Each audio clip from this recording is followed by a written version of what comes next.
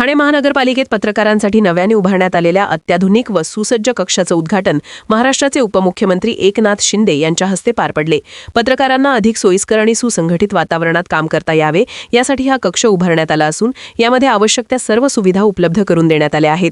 या नव्या पत्रकार कक्षामुळे ठाण्यातील माध्यम प्रतिनिधींना महापालिकेच्या कामकाजाशी संबंधित माहिती जलद गतीने मिळवणे तसेच बातम्या संकलित करण्यासाठी अधिक सुलभता मिळणार आहे। त्यामुळे प्रशासन आणि माध्यमांमधील संवाद अधिक प्रभावी होण्यास मदत होणार असल्याची अपेक्षा व्यक्त केली जात आहे।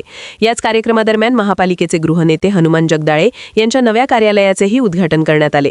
या कार्यालयाच्या माध्यमातून प्रशासकीय कामकाज अधिक वेगवान आणि कार्यक्षम होईल असा विश्वास व्यक्त करण्यात आला। या उपक्रमामुळे ठाणे महानगरपालिकेतील कामकाजात पारदर्शकता आणि गती वाढण्यास मदत होणार असून नागरिकांपर्यंत माहिती अधिक प्रभावीपणे पोहोचवण्याचा मार्गही सुकर होणार आहे। पत्रकार कक्षाचं आज नूतनीकरणाचं उद्घाटन झालं असं मी जाहीर करतो। मला सांगितलं बघा पत्रकार कक्षाची अशी अवस्था आहे आणि तिथं आयुक्तही होते त्या दिवशी।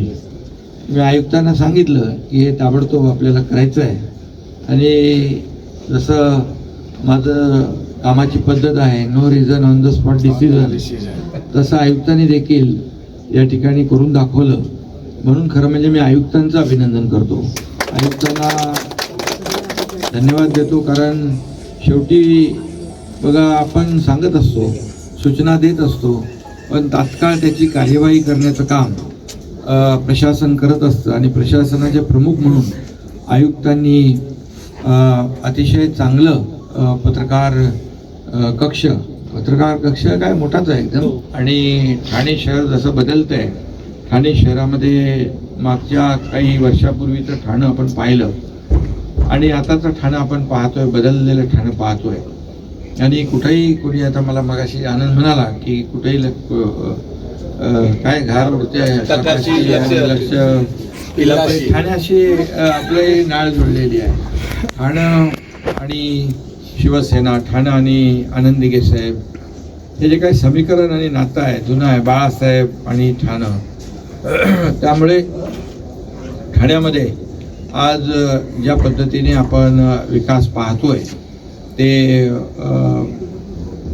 आज बदललेलं ठाणं, मेट्रो होते, इंटरनल मेट्रोचं काम सुरू होईल, त्याचबरोबर कोस्टल रोड होतोय, अनेक रस्ते होत आहेत, सगळं काय काय आणखी करतोय ना आपण, काय ते ट्विन टनेल आपण करतोय, ठाणे आनंदनगर करतोय, ट्विन टावर तर तो आपला आहे ना, काय त्याचं नाव नाही, तो कुठला आहे मोठा जगातला,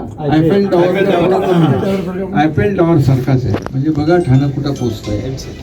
त्यामुळे खूप मोठ्या प्रमाणावर ठाण्यामध्ये मोठे प्रकल्प उभे राहतात। नाही, आपण पॉट टॅक्सी वरतून कुठे मॉलमध्ये जायचं आहे तुम्हाला, डायरेक्ट तिथे कुठल्या मोठ्या कॉम्प्लेक्समध्ये जायचं आहे पॉट टॅक्सीने।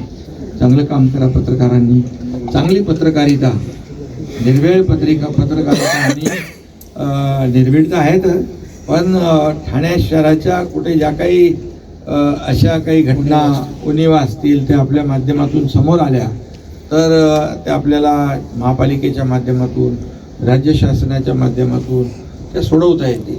आणि म्हणून पत्रकाराची नजर चौफेर असते, म्हणजे कोविड असला तरी आणि कुठे आपत्ती असली तरी पत्रकार आपला जीव धोक्यात घालून तिथे काम करत असतो।